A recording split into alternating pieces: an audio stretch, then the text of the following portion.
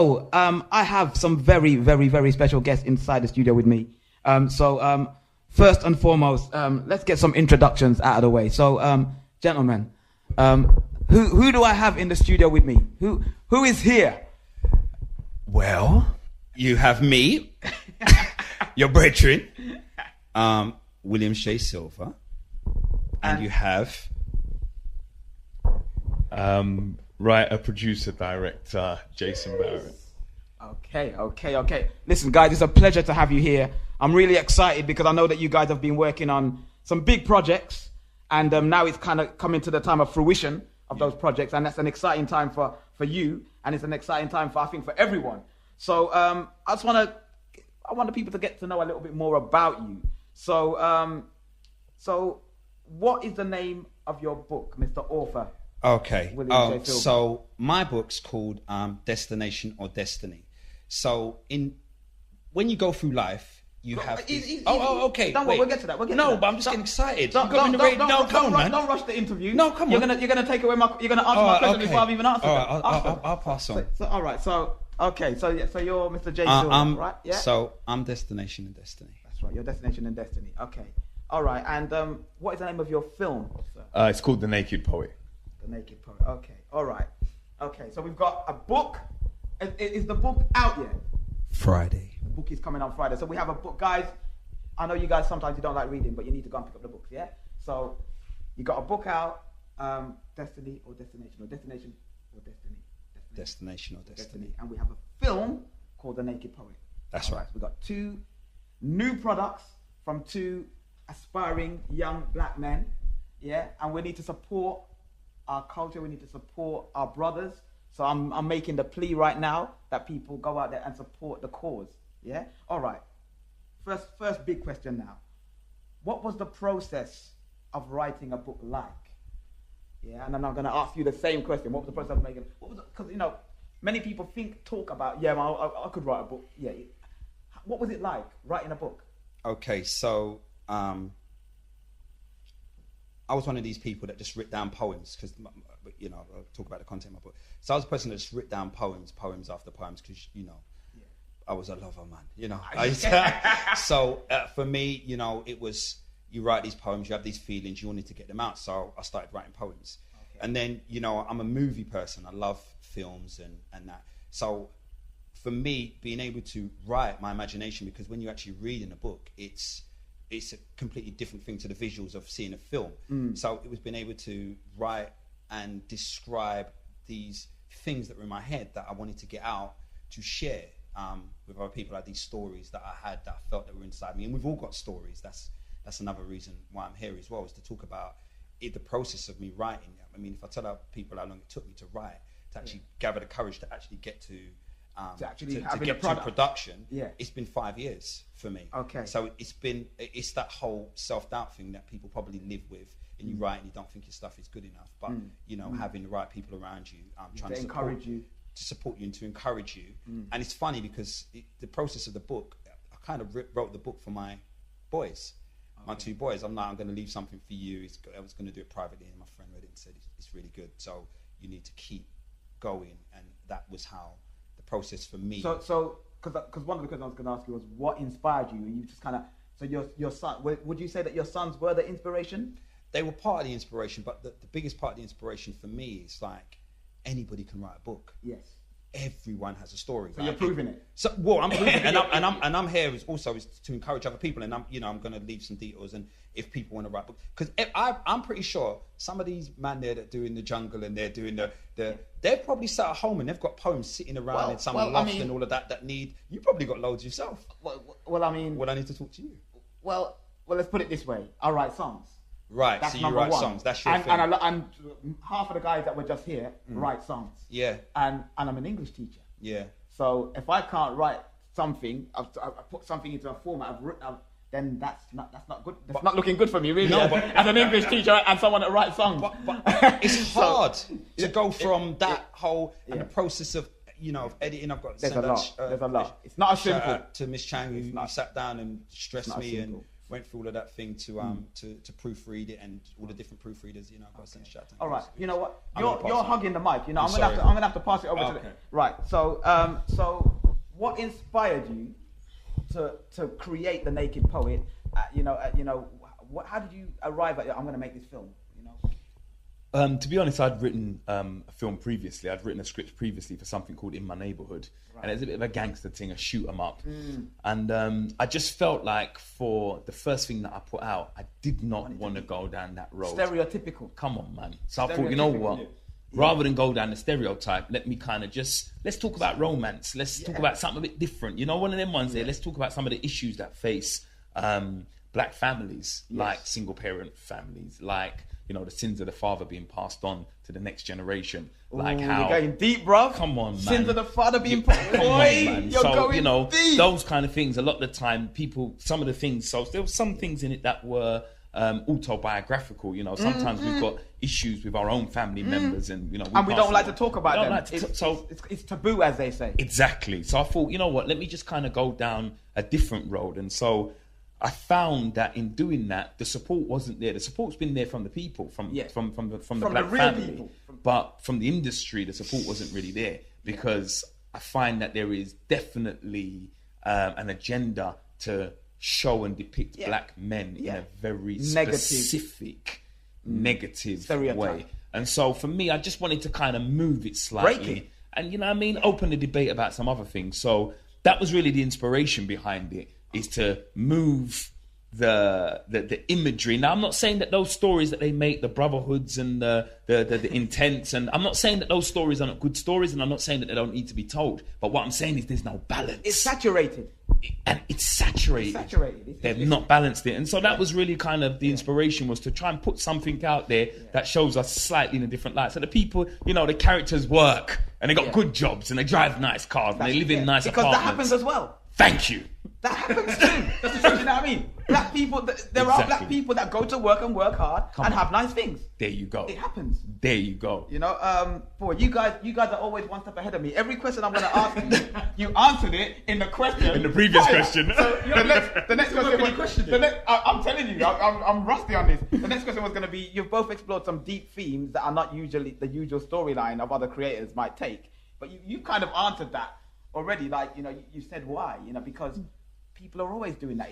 The market's saturated with these other themes that are always being used. Definitely. And I think, to add an addendum to that, there's an importance that we as a particular group of people need to control our imagery. Yeah. We need to control how the rest of the world sees us. We need to control how we see each other. Yes. And so it's very important that in works of literature, in works of film, in stage plays, that there is a controlling of how we project our imagery onto the rest of the world. So what you're saying now is we're taking through this film, this is a vehicle of actually taking some control back. Definitely. Of who we are and what our identity is. Definitely. Because the media propagates one particular identity of the black individual, whether it be male or female, whether that's going to be the video hoes, whether it's going to be the drugs man, the gunman, or whatever it is. They project that imagery, and they're happy to project it, but it's a white-owned media. And so we as black people sometimes, unfortunately, can feed into that. We do. A lot of us do. And celebrate it, unfortunately. And so it is important, though, that we kind of think again. And there's different reasons why we do this. And I mean, I'm not trying to make excuses, but, like, for example, I know some actors that will take on roles as the drug seller and the gangster and the bad man, and say, well, it's the only work I'm getting. I need to feed my family, so I'm going to do it. But I remember going to when I was at college. I was at college with an actor called Cyril Neary. You might know him. You might know. So we became quite close friends. Initially, when I met Cyril, I thought I was going to hate him.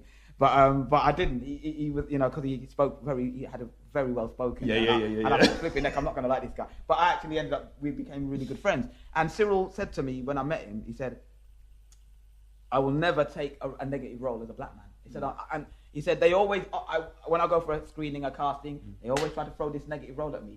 And I've never seen him in a negative role. He's a chief of police, he's a doctor, he's a lawyer. He won't take a negative role. And his career may not have been as great because he's not taking these roles, but he's had a decent career. you know what I mean? Out of it. So sometimes we have to stand up and be counted. Listen, you've got to think about it. And why I say there is definitely an agenda for these things is that in what we had the Oscars recently, and everyone making their fuss about the Oscars, and you've got to look at all of the Oscar winners, the black Oscar winners within the last decade. You've got Lupita Nyong'o, she won an Oscar for being a slave. You've got the guy from Moonlighting for being a drug dealer. You've got Viola Davis for being an abused wife. You've got Denzel Washington for being a criminal cop. You've got Halle Berry for being an adulterous wife. You've got, every single role has been negative that never won Oscars for that. So there is definitely an agenda, without a doubt. And we're being and we are being controlled. And conditioned to kind of see ourselves through that prism, through that paradigm. So for me, in works of art, works of literature, I think it's so important that we protect our imagery and that we project not just one side of the story, because like I said, those stories do exist and they have a right to be told. But also, like you said, we have friends with work, we have friends with drive car. Exactly. You know what I mean? All right. So Justin, big question for you now. Okay. Because the first thing, I mean, I love the artwork and the imagery of the book. I love it. But the first thing, but the first thing that stands out for me is it's a big question you're asking. The question you're asking is a big question. Are we destined? Is our route in life, our path, what happens with us, is that something that is already predestined and we have no control over it, or is it determined by where we say we are going? Is that what it means? Right. So the definition of destination on here, which I put in here, is the purpose for which something is destined. Okay. Now you flip it around. I didn't expect it to be that. It has to. I didn't expect it to be that. Destiny is the hidden power believed to control future events. Exactly. Okay. So, whatever you believe in, whether you think you're on a journey, which is your journey that you've decided to go on, or it's a journey, a spiritual journey, or something else. Okay.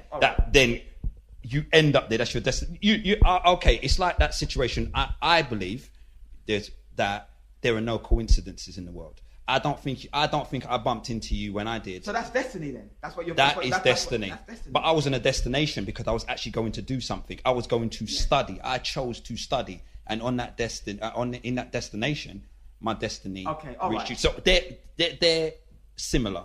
They are, all right. But let me look at it really black and white, and see if you can help me with this. Because I don't know. You might not be able to. You might be. So if I say, for example, I get up and I say I'm going to Kool London for 6:30 p.m. That is my destination. Kool London is my destination. That's right. I know I'm going there. That's right. If I on your way to Kool London. No, all right, no. If I get up and say I'm just gonna go out, I've got no plan of going anywhere. I'm just gonna go, and whatever mood takes me, I'm gonna go out, and I'll come to a crossroads, and I'm gonna be like, eeny, meeny, miny. I don't really know which way. I'm just gonna. The breeze blows that way, and I say, fine, I'm gonna go that way. That for me is more like I was destined to go that way. There was no plan. It wasn't. I didn't have a destination in mind. I'm just going somewhere. Wherever I end up. That's right. But I also think that your destination is part of your learning process. So when your destiny is part of your learning process, so you will go through things in your destiny that is ahead of you that you don't realize that's going to happen to you. That's going to then push you in another route that you might have been going one way. It's like a traffic jam sometimes. Okay. Like we hit traffic jam today, so it made us late. We always say there's no coincidences because we know what we're talking about. It was supposed to happen that way, so we come late. The guy overran anyway, so when we came, it was the right time. And so it's, it's a deep concept, but I think everybody needs to take their own stance for it. Because for me, my destination has led me to this purpose. My destiny was probably to write the book. Yeah. And that's, and almost like in some ways, I've got another book coming, but in some ways, almost to pass the torch forward, so that generations then will see this guy did that. This was his destiny. This was that. We've all got a destiny. We've all got talents inside us. If you're talented, you can sing, you can DJ, you can do all of that, and then that is part of your destiny. And the horrible thing is, and I'll say this: the graveyard is full of people that didn't achieve their destiny. Yeah. They didn't get to achieve their destiny, and that's why we come on here and we're like saying, look, you've got a book in you. You can sing, you can rap, you can write, you can build something. You're an architect. You can draw. You can get up and bring your talent out. Stop just doing your 9 to 5. Don't limit yourself. Yeah, but you're working for someone. You're building someone else's dream every day. We've all got to go to work. I get that. Yeah. But you've got a talent inside you that develop that as well. And that's your destiny. And you are going. People are going to their graves with their destiny. There's a guy that's probably gone to his grave that's supposed to build something for us, like a cure for cancer. Do you know what I'm saying? And that's the problem. It's Jay's gone and he's made the film because he wants to change something. Yeah. I've written a book because I want to change something. There's people listening to the radio station. They want to change things, and that's the whole kind of. I'm saying, write a book. Tell your story. You just reminded me of a quote that Jazzy B said recently. Okay. There was something that was posted online. Jazzy B was having a conversation with a couple of other artists, and he was talking about the music industry and how corrupt and how twisted and how controlling and all the stuff that we're talking about right now. And one of the things that he said was, "Leave empty." And I was like, "What?" And he said, "Leave empty." He said, "You have all this stuff inside you. Don't die with it. Les Brown. Get it out. Leave empty." And I was like, wow. Get it all out. Deep. Could you imagine? This is the whole thing. I know you've got to do some music in a bit. Yeah. But here's the thing, because I'm just trying to talk to London town and the world. This is the thing, is if you looked at your, the reality is at some point you're going to die. So what are you going to leave behind? Are you going to leave that 9 to 5 that you work there? Well, no, going but to that's work? nothing. But that's what when you leave there's no imprint of you in that 9 to 5. And some people that's don't just think a company. That some people don't think that they can do that. But I'm telling you, everyone's talented. Everyone's got a story in them that they can share with the world. Because even my friend, and she was telling me about the dates that she was going, and I was cracking up. I said, "You need to write it down," and she started writing it down. Yeah. So it's going to make interesting. It is going to be. It is going to be. I can't wait for that to come out, because I was like, bro, guys, do that. Okay. So yeah. Okay. All right. We are mad overrunning. Yeah. Okay. But it's not even just your fault, because Suspicious overran as well. Yeah. All right. So I wanted to touch on this. You have an amazing cast for the film. How did you manage to pull in these people? First of all, tell them who the cast. Tell them, because they don't know. So yeah, it stars Harvey, Melamine, Harvey from So Solid, Melamine, Petra Latang, who played Naomi Julian in EastEnders, and she was in Holby City. Michelle Gale, who was also in EastEnders. Kelly Bryan, who was in Eternal. Mohammed George, who played Gus in EastEnders. Fabrizio Santino, who was in Hollyoaks. And Aaron Fontaine, who was in Hollyoaks. If I've missed anyone out, guys, forgive me. And Slim, the comedians in there. So yeah, I a lot of those were phone calls. One thing about life I've understood is that, you know what, if you make one step forward, the universe makes a step back towards you. And so a lot of people I reached out to, told them what I was doing, let them read the script. A lot of them are good friends of mine as well. And they read the script and they're like, you know what? We just want to support the thing, man. This is what we're talking about. Let's try and do our thing. We introduced a fantastic actress called Kyla Fry, and she has a phrase that she says, "Being the change you want to see." Yes. And that's what it kind of was. It was us just kind of mucking together and saying, you know what? Let's just get this done. Let's just get this done. So there was so much love, you know what I mean, during the process of getting it done. And a lot of hard work to make it all happen. But yeah, the cast were great, man. Some stellar performances. And because it was my directorial debut, I realized that I needed a strong cast in front of the camera to support my weakness behind the camera, So there were moments when, I needed them to sort of say, Jay, maybe you should do it this way or whatever. And, I had to be humble enough to sort of understand that let me they try know that. the thing. Let's do it that way. So, yeah. But, great cast. Great. We had a laugh, man. It was like family, man. It was like family, man. Fun. Trust me. It was, man. Believe me. Well. Yeah, man. Harvey. Yeah, man. He was one of the main stars in it. Yeah. And there was a scene where me and him driving around London in some Ferraris and some devil. It's a great. We had some good time. I actually really want to see the film. Definitely. Don't worry, man. You got a copy right there, B. Don't watch that. And I have to read the book. Yeah. You ain't got no choice. You're an English teacher. Don't worry about the book. Yeah. All right. Okay. We're gonna wrap this up. No doubt. We're gonna wrap this, but I think, why, Justin, and Jay, why should the public go out and why should people support? Why should they support what you're doing? All right. First of all, and this is the thing. It's not about supporting what I'm doing or any individuals doing. I really feel like it's about supporting what we do. I think that this whole idea of crabs in a barrel and black people don't support each other is rubbish. Yeah. And it's something, a lie that's propagated. And you know what? If you say something enough, then people start to believe it. Then you start to believe it. But it's not true. Because whenever I go in black businesses, it's black people I see in there. When I go to the food shop, full of black people. When I go to the hairdressers or the barbers, full of black people. You understand what I'm trying to say to you? Yeah. So even if you want to make up noise afterwards, black people support black people. And that's the truth. And so why people should support? Because it's about us. It's we. It's not no one individual. Believe me, it's about we. It's about putting forward that positive imagery of us. And it is about showing solidarity. It is about showing unity. So I think that people and encouragement is always nice. Yeah. You know what I mean? People reach out to me on the Instagram at The Naked Poet Film. Yes. And on my Facebook all the time and show that love when they see the trailer and, people that came on the cinema tour, watched it on the big screen and stuff. And just showing that love. And so, it's important that we support. My mum always got a phrase there. She says, one hand's got to wash the other. That's right. You know what I mean? Or you get, so one hand, it's going to be very difficult. Very difficult. You know what I mean? So you need two hands for wash, for real. You know what I mean? So yeah, it is about that. It is about that. It's about showing that love and that support and that solidarity. And being the change that we want to see. And that's the long and short of it. So we've gone past the stage now where we complain about, man, we don't see this and we don't see that. There's things out there now. Look for them and support them. Do something. And that's the truth. Do something. And like Just said earlier, is that everyone's got a talent locked inside them. Everyone.